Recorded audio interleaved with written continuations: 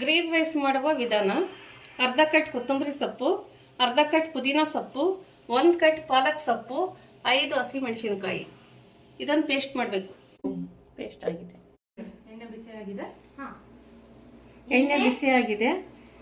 ಒಂದು ನಾವು 6 ಜನಕ್ಕೆ ಮಾಡ್ತಾ ಇರೋದು ಇದು ಗ್ರೀನ್ ರೈಸ್. ಒಂದು 8 ಪೀಸು ಚಕ್ಕೆ, 6 ಪೀಸು ಏಲಕ್ಕಿ, ಒಂದು 10 ಪೀಸು ಲವಂಗ. ಈಗ ಒಗ್ಗರಣೆಗೆ ಹಾಕ್ತಾ ಇದ್ದೀನಿ. ನೆಕ್ಸ್ಟು ರುಬ್ಬಿದ ಮಿಶ್ರಣ.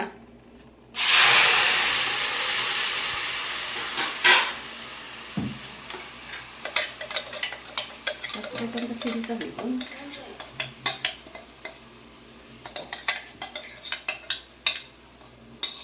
ನಿಮಿಷ ಬೆಂದಿದೆ ಮಸಾಲ. ಒಂದು ಅರ್ಧ ಸ್ಪೂನ್ ಉಪ್ಪು,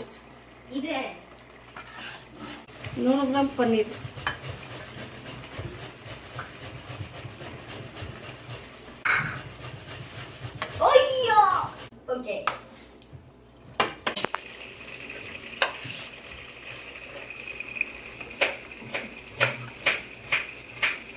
ನಾನು ಮಾಡ್ತಿರೋದು ಗ್ರೀನ್ ರೈಸ್ 6 ಜನಕ್ಕೋಸ್ಕರ. ನೀವು ಎಷ್ಟು ಜನಕ್ಕೆ ಬೇಕಾದ್ರೂ ಮಾಡ್ಕೋಬೋದು. ಜಾಸ್ತಿ ಇದ್ದರೆ ಜಾಸ್ತಿ ಇಂಗ್ರೀಡಿಯೆಂಟ್ಸ್ ಹಾಕಿ, ಕಡಿಮೆ ಅಂದರೆ ಕಡಿಮೆ ಹಾಕಿ ಮಾಡ್ಕೊಳ್ಳಿ.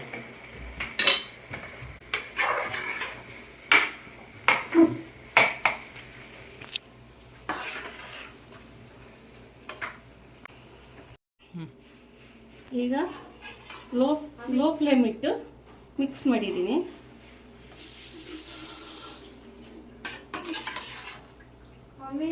Green rice ready.